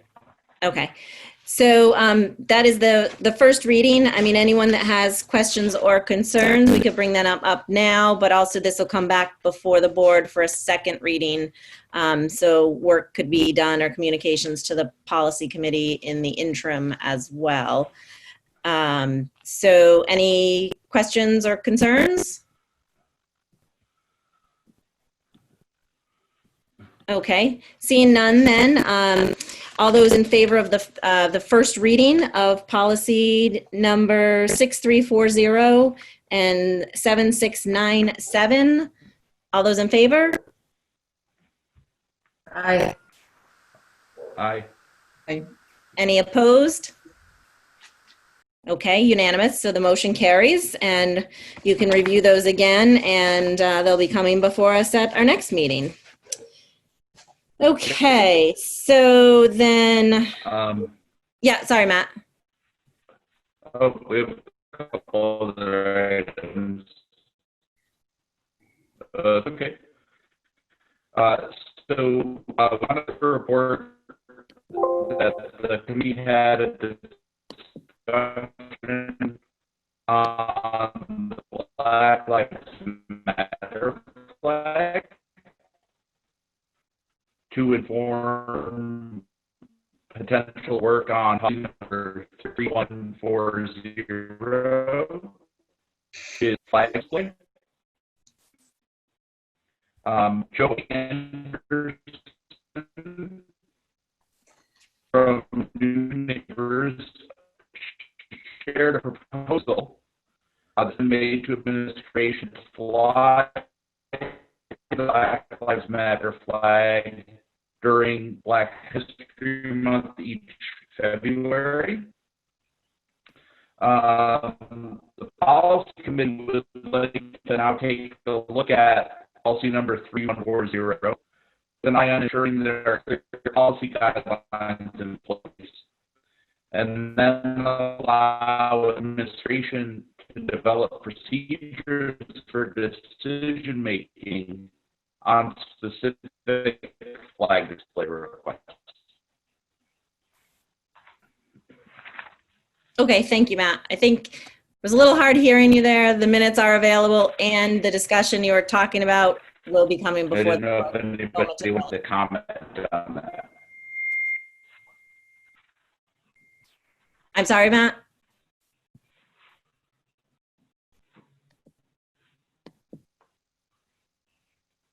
Okay, so next on the agenda is old and new business. So for the first topic there is a school board retreat.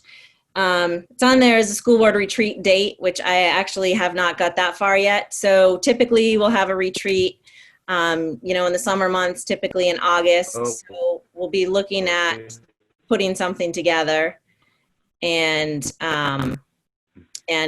so look in your emails for more information on that. I just wanted to make sure that the audio came in clear, and there was one other item to share.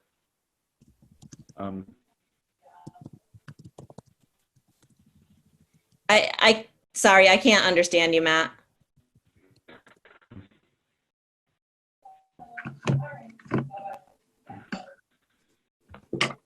Are we still back in policy? I'm confused. I can try to help. I don't know if Matt, I was trying to follow Matt as well. I know that I had spoken with Matt last week and earlier today, and one of the other things I know Matt was going to mention is that at our next meeting, he was going to have the policy committee take a look at an equity policy that exists locally, shared with us by our friends down at Mill River.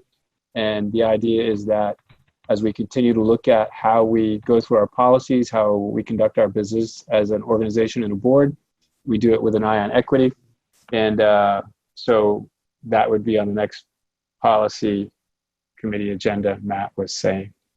Okay. But I knew he wanted to get that out, but it just wasn't coming. Great. Thank you, Rob. Hurley, I saw you had your hand up. I'm not sure with all the discussions what it's about or where we are.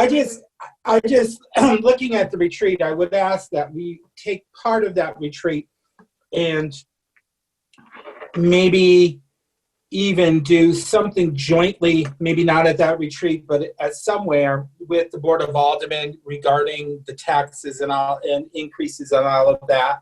I'm just throwing that out there. I think we need to become very proactive with the budget constraints that are coming up, working with the Board of Aldermen, trying to figure that out. And I'm not saying invite them, but I think we need to figure something out and brainstorm on that for either a retreat or a meeting sometime.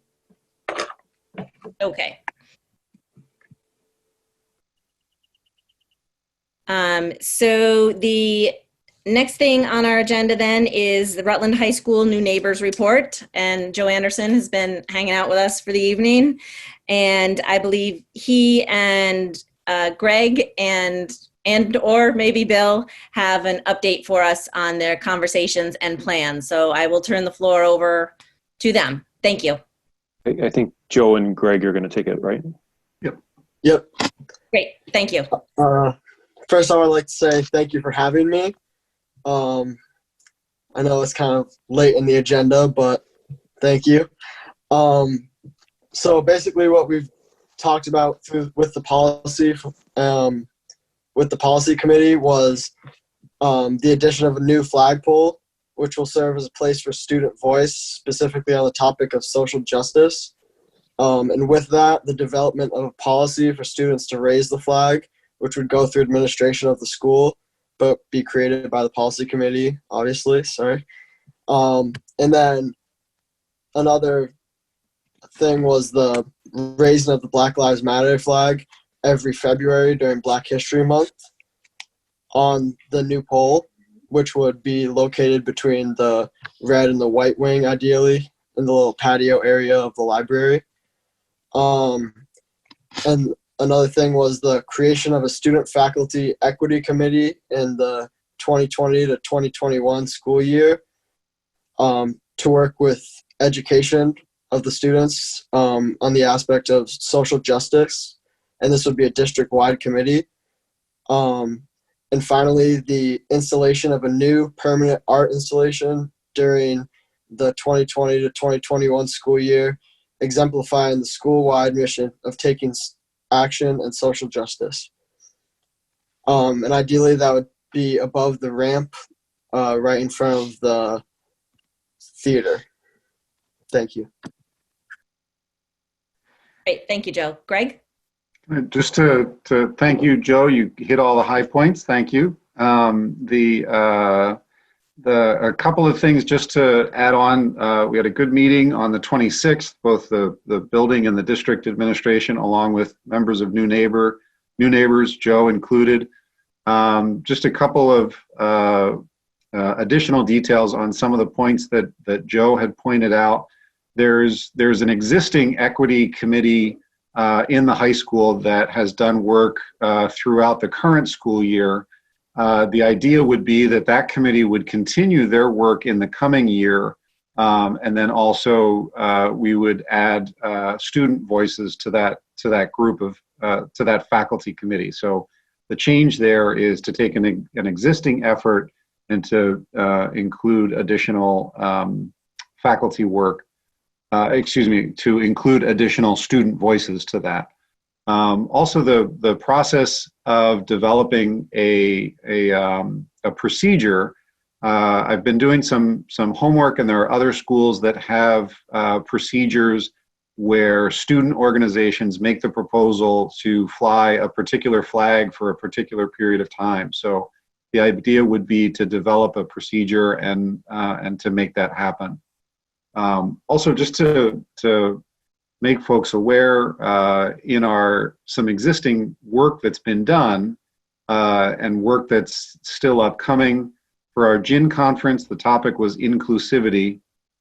And Boer Yang from the Human Rights Commission offered implicit bias training, similar to the implicit bias training that she offered to the full school board as well. There were similar components there, but that was offered to the full student body.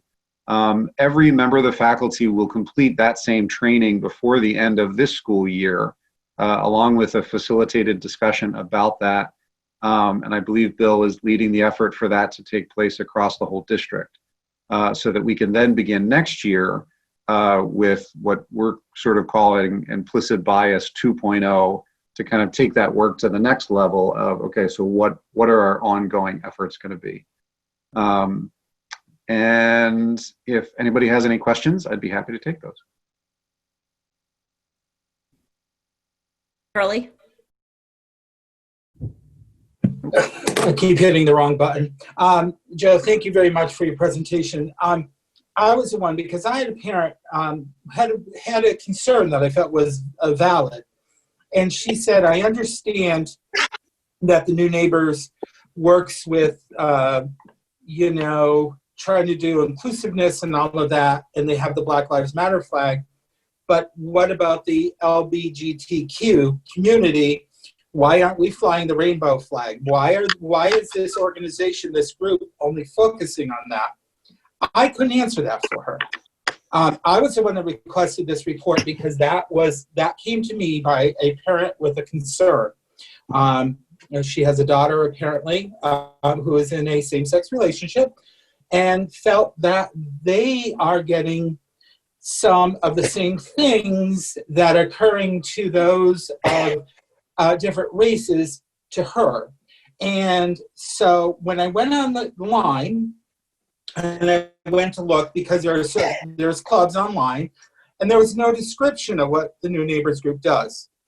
And nothing was there, which was kind of troubling for me, because I'm not quite sure who they're looking at as far as neighbors go. Are we just focusing on the Black Lives Matter issue, or are we looking at total you know what I mean? It's been a long day. How that gets put up. Because they said, you know, there are other issues, and I don't know. This woman came to me and she said, well, I know there are some refugee families in the city of Rutland. What about their kids? And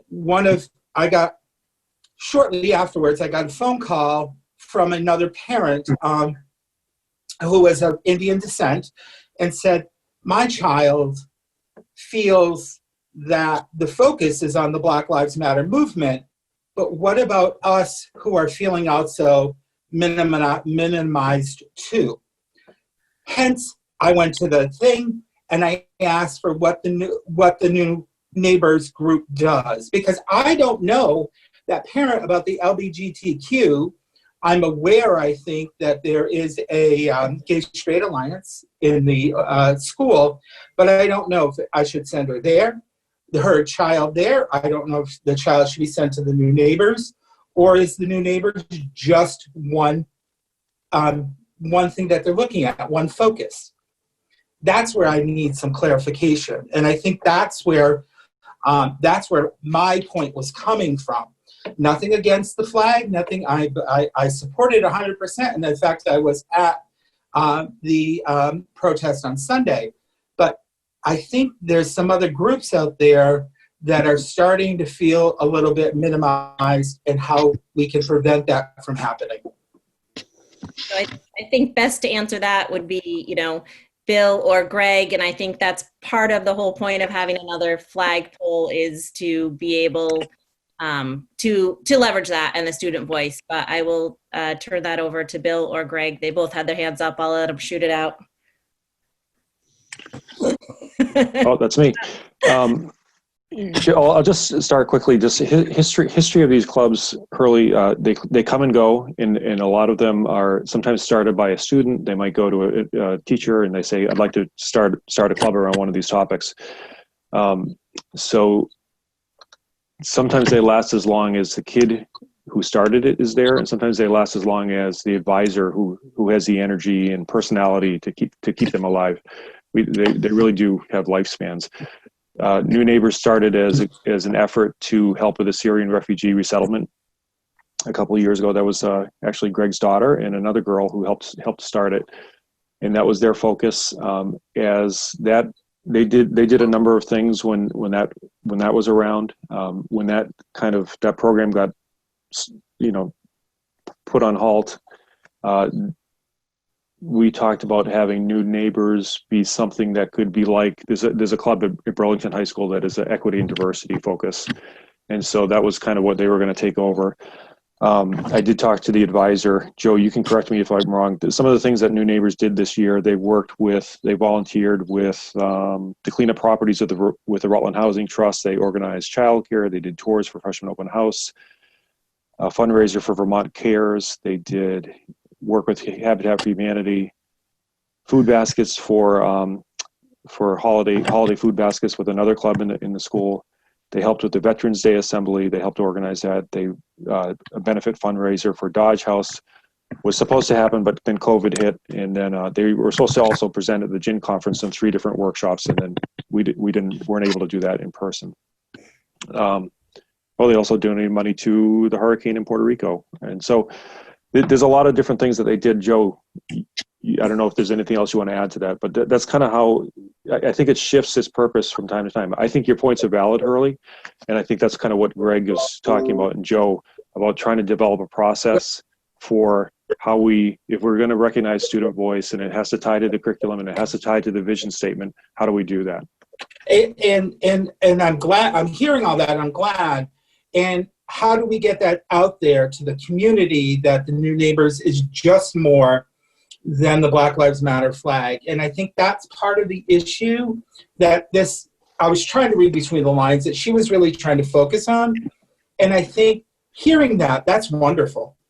We need to get that information out there. We need to let them know that this is what this club does. And that's, I guess, Joe, I'm going to look at you. You're going to have to go on the radio and everything else, because we need to get that information out there so that way there's no misconception of what the club is. Thank you very much for that. Joe, may I? Yes, Greg. Well, and I want to, Joe, give you the opportunity. Did you want to add something to that? Mr. Olson basically covered it, but what I was going to say was that the development for the new flagpole would kind of be where people would be able to voice their opinions on other aspects, and there's only so much that New Neighbors can do at one time, and we do try to include everybody, but it's hard to do everything. And like Mr. Olson said, we do a lot of stuff with local organizations, and like Habitat for Humanity, we did a big garage sale where we made quite a bit of money to donate. So there's really no clear-cut answer on why those aren't included, except that we don't really have as much time to do everything. And I'm sure in the future they will be, but it's just developing as it goes. I think, Joe, that's wonderful. And don't sell yourself short. You've done a lot. It's maybe us as a board and administration need to get the word out there of what you're doing, because I think that's what's missing here. How we can get the word out that this is what you guys are doing. And thank you for all you do. I would again, as board, as Charlene mentioned before, kind of board communications, there are protocols. If these questions come to you as an individual board member, it's best to always refer them back to the building administration. They can answer them more timely and more thoroughly than we can as we suspect or as we collect information. Sorry, Greg, you're on. Thank you. I'll be brief. And Isabella La Femina is a member of the Amnesty International Club. There's a Key Club. There's a Make-A-Wish Foundation Club. So there are Green Mountain Teen Institute is a teen leadership organization. So there are organizations all throughout the school that are doing all kinds of really great stuff. I think that exactly to your point, Hurley, I think what we see with a flag, what is a flag? It's a really public symbol. It's elevated. It's conveying a certain message, and that message certainly has value. So I think part of the desire to have a flagpole that is really built around the idea or built on the foundation of student voice is for those co-curricular activities to have an opportunity to say, hey, we also want to raise a flag and make this really prominent statement about this particular topic. And you're right, in terms of social justice, there's no end to the amount of work and the number of causes that students and the school can get behind. We've been encouraging them to take action. This is what that looks like. The idea of a permanent flagpole built on that foundation of student voice is actually in the interest of doing just precisely that. Great, thank you, Greg. So if I may, a lot has changed in the world, or a lot more awareness has been brought to some of the injustice in the world since the new neighbors and administration met Tuesday after Memorial Day. So I guess, has there been any further discussion or any consensus between the club and the high school administration as to the status on the flag and, while it awaits for the new flagpole? Joe, did you say already what we were looking to do, or you did, didn't you? As in every February? Yeah, well, we got that's something we're aiming for. But I think, given that we have, it's a big national event, and it's something that we think should be acknowledged. And we were wondering if we could keep the flag on the pole as it is now until we can get the other flagpole set up, which I don't know how long that would take. We'd have to order that, install it. And then maybe the BLM flag could be the first flag up there, and then we'd have a process ready to go for the fall to go through, recognize other groups and other interests.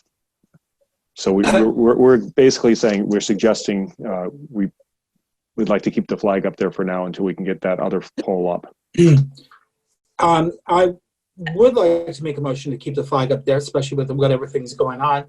And I would like to have the administration and the New Neighbors Club come back to us in August, September with their plan, and possibly other organizations who would like to fly their flag for that month. That was the motion.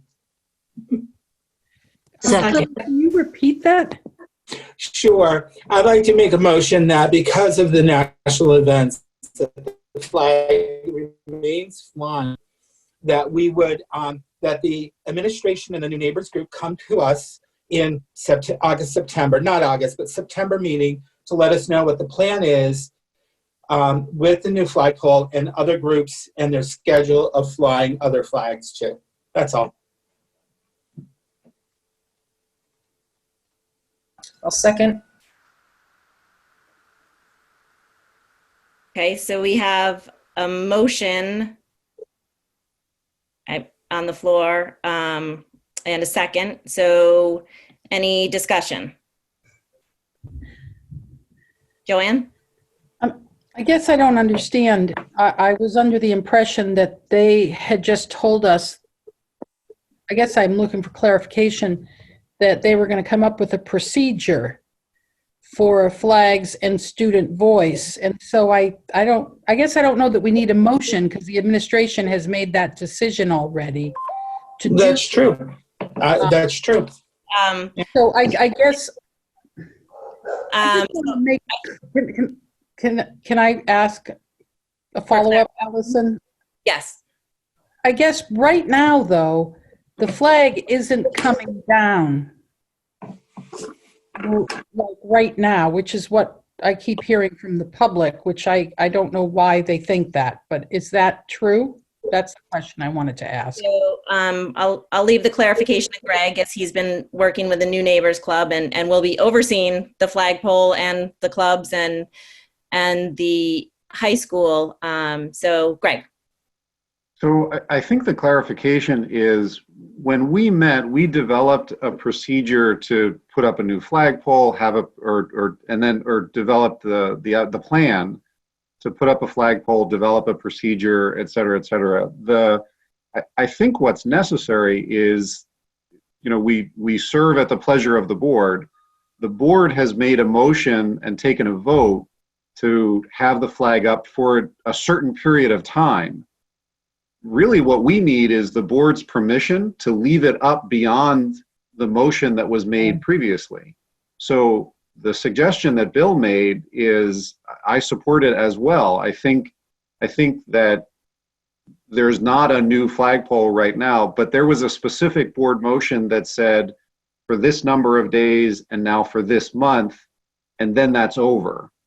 So sort of built into that is the statement, okay, and then it comes down. So really, I think what we're sort of saying is, in order for us administratively to keep that there, we kind of need the board's permission to say, yes, this is an administrative decision.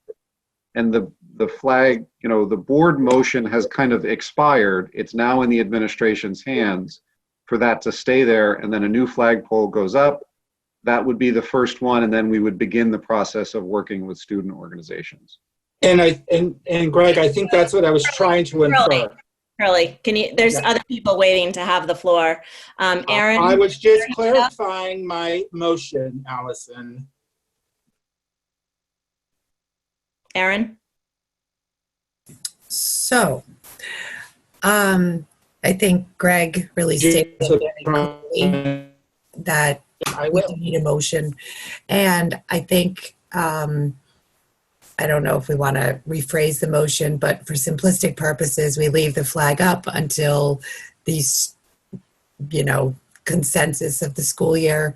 And then with the procedure, knowing administration will come back to us by, say, September 30th with a plan and procedure. And I think there's a lot more discussion that has to be done, but happy to push the motion. I think Greg is following great protocol, knowing we're turning it back over to them.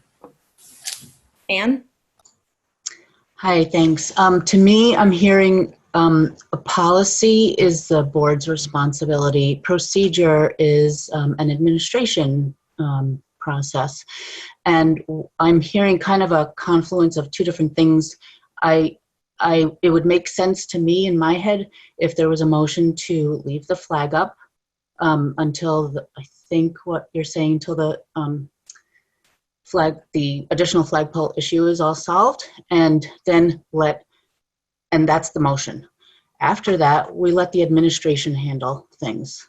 I would be interested in seconding a motion to leave the flag up now. Thanks. So I think Aaron has kind of offered amendments. Anne has offered. Hurley made the original motion. Hurley, back to you. I would amend my motion to follow along with both Aaron and Ann, that the flags stay up until the administration works through and takes over the flagpole. However you want me to word it, I'll word it. And I think that's all I was trying to say. I see Bill laughing. Yeah, that's it. I just don't think it should be coming down right now. Yeah. I'll second that. Thank you. And Anne's got the second for that. Okay. Any other discussion? I haven't looked. Joanne, do we have anything coming through the Q&A? There was a person, but I believe I answered her question, and I think she's satisfied. I think she's been listening to our discussion, and her question, she just wanted to make sure that the flag wasn't coming down, imminently. Okay. And I think she understands If she doesn't, please type another question. Dina. So any other Oh, thank you, Dina. questions or comments from the board or from the public? Okay. So, so the motion on the floor is to, oh, now I have to reword how Hurley didn't quite have it worded either. So to keep the Black Lives flag flying on the current flagpole and until a new flagpole is installed, at which time the high school administration will take over the oversight of the flagpole and work with the school clubs and students to use that for student voice. That's exactly what I said, Allison. Thank Perfect. I was like, I should write something down. Okay, so all those in favor? Aye. Aye. Opposed? Okay, seeing none, the motion passes unanimously. Thank you, everyone. So any other old business to come before the board? And any new business? Hurley. It's not new business, but it may be potential new business. I think we should reserve the option of having on what the state is on a final property tax rates. And I think we potentially need to have that meeting. And I think you and Joanne, along with the CFO and Bill, should let us know if we do meet together, because I'm hearing lots of stories coming from Montpelier. I got 3 different emails today from legislatures. I just want to make sure that if we need to have a meeting budget-wise, that we have it. That's all. So it's really not new business per se. Okay, I missed, like, it cut out in the beginning of what you were saying. Did you get the gist of it, Joanne? Joanne had her hand up. Yeah, Hurley, we will be addressing that at the Finance Committee meeting. And I think next week, I have to look. And we'll make sure. That's okay. Thank you. You and I have talked about that. So we'll be on top of it. Thank you. Thank you. Okay, great. So then that completes our regular business meeting information for tonight. And I believe we have the need for an executive session. Yes, I'd like to make a motion to go into executive session to discuss employment of a public officer. The premature public knowledge would put the schools and the person involved at a substantial disadvantage. And is there a second? I second that. Okay. All right. So I think, Joanne, right before the meeting started, you sent a link to everyone for the executive session? I did. Okay. And I believe we invited Pam Reed, correct? And I believe Bill and Rob, and then all the school board members. So everyone should have that invitation in their email. Okay. So, so the motion to go into executive session, all those in favor? Aye. Any opposed? Okay, the motion carries and we will go into executive session. Thank you.